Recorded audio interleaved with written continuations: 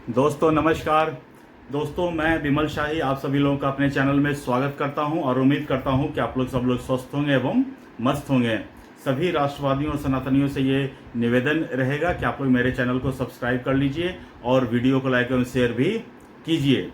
दोस्तों आज हम लोग बात करने वाले हैं CSDS के चीफ जो हैं संजय कुमार, उनके ऊपर जो नागपुर और नासिक में जो 2 FIR हुए हैं उसके बारे में हम लोग बातें करेंगे। जी हाँ दोस्तों, ये आदमी जो हैं इनका नाम है संजय कुमार और ये एक सेफोलॉजिस्ट हैं। इनका काम है डेटा को एकत्रित करना और उस डेटा से इन्फ्रेंस निकालना। ये जनरली भारत में जितने भी चुनाव होते हैं उनका ये सर्वे का काम करते हैं और जब कभी भी चुनाव होता है तो ये अपने आकलन के साथ, ओपिनियन पोल के साथ, एग्जिट पोल के साथ जनता के सामने अपना जो डेटा का जो होता है, जो भी एग्जिट पोल का रिजल्ट होता है, ओपिनियन पोल का जो रिजल्ट होता है, ये जनता के सामने प्रस्तुत करते हैं। और संजय कुमार जो हैं ये देश के जाने माने सेफोलॉजिस्ट हैं। इनकी जो प्रेडिक्शंस होती हैं डेटा के मामले में वो काफ़ी सही भी होती हैं। तो अब ये सब लोग इंटरेस्टेड हैं कि आखिर जब संजय कुमार इतने बढ़िया सेफोलॉजिस्ट हैं, इनका जो डेटा है उनकी वैलिडिटी भी है, तो फिर इनके ऊपर FIR क्यों हुआ। तो दोस्तों FIR हुआ है इनकी अपनी करनी की वजह से। दोस्तों पिछले हफ्ता 17 अगस्त को इन्होंने X पर एक पोस्ट लिखा। उस पोस्ट पर उन्होंने 2 विधानसभा क्षेत्र जो महाराष्ट्र के अंदर आते हैं, उन दोनों विधानसभा क्षेत्र में कुछ इन्होंने डेटा कंपेयर किया। इन्होंने बताया कि लोकसभा के समय और विधानसभा के समय, क्योंकि दोनों चुनाव जो 2024 में ही हुए थे, तो इन्होंने कंपैरिजन दिखाया कि एक प्रमुख विधानसभा में लोकसभा के समय उस क्षेत्र में कितने मतदाता थे और विधानसभा में फिर कितने मतदाता हुए हैं, और उन्होंने उसका कंपैरिजन बताया था कि कितने % वोट बढ़े हैं या कितने % वोट घटे हैं। उनका यही जो ट्वीट है, जो पोस्ट है, X पर पोस्ट है, उनके FIR के पीछे का कारण है। उन्होंने जो पोस्ट किया उससे जो भारत में जो विपक्ष के जो पार्टियां हैं, कांग्रेस है, NCP है, शिवसेना है, आम आदमी पार्टी है, समाजवादी पार्टी है, राष्ट्रीय जनता दल है, इन सब को एक बल मिला। ये जो पार्टियां जिनका नाम मैंने अभी लिया है, ये पहले से ही भारत में चुनाव और चुनाव आयोग के ऊपर प्रश्न चिन्ह खड़ा कर रहा था। इन्होंने जब अपना डेटा शेयर किया उसके बाद इन लोगों ने ये कहना शुरू किया कि देखिए हम जो कह रहे थे वो CSDS के संजय कुमार ने उसका सबूत दे दिया। उसके बाद दोस्तों 2 दिन के बाद ही संजय कुमार जी को ये एहसास होता है कि इन्होंने जो डेटा शेयर किया था, X पर पोस्ट किया था, वो डेटा एक्चुअली गलत है। उन्होंने डेटा का इंटरप्रिटेशन ही गलत किया था। उसके बाद उन्होंने X पर और एक पोस्ट डाला। उस पोस्ट में उन्होंने अपने जो पोस्ट किया था जिसमें उन्होंने भ्रामक डेटा प्रस्तुत किया था, उसके ऊपर उन्होंने माफ़ी मांग ली। लेकिन दोस्तों कहते हैं ना कि जब कमान से तीर निकल जाता है तो वो कहीं ना कहीं जाके लगता ही है। तो यही काम किया संजय कुमार जी के ये पोस्ट ने।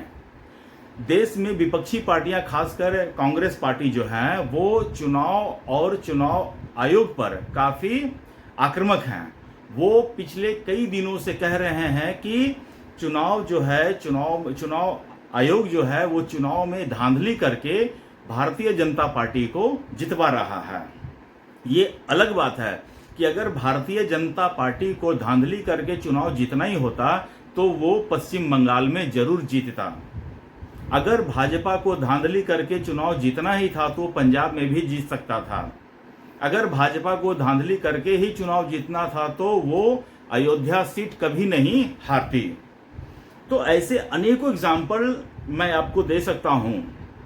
कांग्रेस वाले आज तक हंसते हैं, उनके जो समर्थक हैं वो ट्विटर पर पोस्ट डालते हुए हंसते हैं कि अचानक से मुझे याद आया कि बीजेपी अयोध्या हार गई है। तो क्या बीजेपी को मतलब इतना भी समझ नहीं है क्या? मैं बीजेपी को एक परिपक्व पॉलिटिकल पार्टी मानता हूं। वो 24/7 पॉलिटिक्स में रहते हैं और बीजेपी ये जरूर ध्यान देती कि अगर उनको धांधली करके जीतना था तो यूपी में वो सेकंड नंबर की पार्टी नहीं रहते, समाजवादी पार्टी को उतनी ज्यादा सीटें नहीं मिलती। लेकिन इन सब के बावजूद भी विपक्षी पार्टियां ये आरोप लगा रही हैं कि बीजेपी और चुनाव आयोग दोनों मिलकर धांधली करके चुनाव जीत रहे हैं। अभी राहुल गांधी पिछले कुछ दिन पहले एक प्रेस कॉन्फ्रेंस करके उन्होंने कुछ डेटा प्रस्तुत किया था कि ये डेटा देखिए, इस डेटा में धांधली हुई है।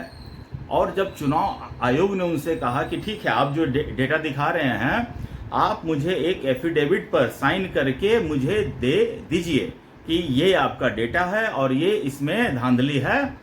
लेकिन राहुल गांधी कह रहे हैं कि हम किसी भी तरह का साइन करके नहीं देंगे। उसके बाद चुनाव आयोग ने भी प्रेस कॉन्फ्रेंस करके राहुल गांधी को एक तरह से चेतावनी ही दी कि आपके पास मात्र 2 विकल्प हैं, या तो आप माफी मांगिए या फिर आप एफिडेविट दीजिए। दोस्तों, राहुल गांधी और तमाम अपोजिशन की जो पार्टियां हैं वो ये प्रयास कर रही है कि किसी तरह ये साबित हो जाए या किसी तरह जनता के मन में ये भ्रम डाल दिया जाए कि जो चुनाव भारत में हो रहे हैं वो चुनाव हो रहे हैं धांधली वाले और बीजेपी वोटों की चोरी करके चुनाव जीत रहे हैं। राहुल गांधी कहते हैं ना कि मुझे तो शक 2014 से ही था, 2014 में जीते, 2019 में जीते, उसके बाद 2 चुनाव में चोरी करने के बाद मोदी जी चोरी में इतने एक्सपर्ट बने कि 2024 के चुनाव में उन्होंने अपनी सीट पूर्ण बहुमत से भी कम रख ली।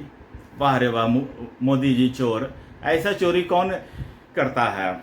खैर, तो राहुल गांधी जो डेटा प्रस्तुत कर रहे हैं और संजय कुमार जी का जो पोस्ट है, जो डेटा है, वो राहुल गांधी के जो बयान है उसमें आग में घी डालने का काम किया है। तो संजय कुमार ने जो चुनाव आयोग के खिलाफ जो एक युद्ध चल रहा था, जो राहुल गांधी, केजरीवाल, तेजस्वी यादव जो युद्ध कर रहे थे, उस युद्ध में उन्होंने सहायक की भूमिका निभाई है। अब जब उनको लगा कि मेरा डेटा गलत है तो उन्होंने आकर चुपके से माफी मांग ली। माफी मांगने से क्या होता है संजय कुमार जी, आपने जो आग में घी डाला उसको लेकर आज तक तेजस्वी यादव और राहुल गांधी बिहार में अभी भ्रमण पे हैं और वो बिहार में बच्चे बच्चे से कहलवा रहे हैं वोट चोर गद्दी छोड़। तो आपका दिया गया डेटा का इम्पैक्ट कितना दूर तक हो सकता है ये आप अभी देख रहे हैं। उसके बाद दोस्तों, हमें तो ये लगता था कि CSDS जो है भारत की एजेंसी है और भारत के ही पैसे से वो ये जो भी एनालिसिस वगैरह है, एग्जिट पोल, ओपिनियन पोल करती है। लेकिन जब संजय कुमार जी के खिलाफ खुलासा होना शुरू होता है तब पता चलता है कि संजय कुमार तो बहुत पहुंचे हुए खिलाड़ी हैं। इनको विदेशों से फंडिंग मिलती है, विदेशों से फंडिंग मिलती है। इसके साथ साथ भारत के कितने रिसर्च इंस्टीट्यूट हैं, UGC हैं, ISAR हैं, जो रिसर्च का काम देखती हैं, तो वो लोग भी अपने तरफ से संजय कुमार जी की एजेंसी CSDS लोकनीति को फंडिंग करती हैं ताकि संजय कुमार जो है अच्छा से अच्छा डेटा कलेक्ट करके, एनालिसिस करके लोगों तक सही डेटा पहुंचाएं। लेकिन संजय कुमार तो अलग ही डेटा खेलने लगे हैं, डेटा खेलने लगे हैं। तो अब संजय जी के ऊपर नागपुर और नासिक में 2 एफआईआर हो चुके हैं।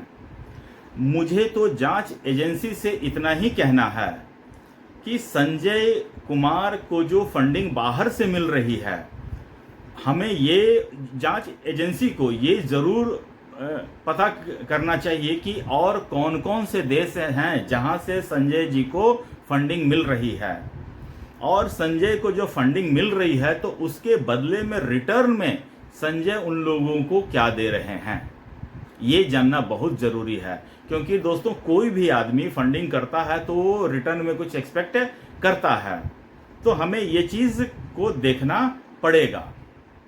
और जांच एजेंसी जो है संजय कुमार को समन भेजेगी, उन्हें पूछताछ के लिए बुलाएंगी और संजय कुमार को जाना पड़ेगा। क्योंकि अब देखना ये है कि संजय कुमार के लिए वकील कौन खड़े होते हैं। मेरे हिसाब से तो 2-3 वकील हैं वो खड़े हो सकते हैं। एक हैं कपिल सिब्बल, एक हैं अभिषेक मनु सिंघवी, एक हैं दवे करके हैं वो।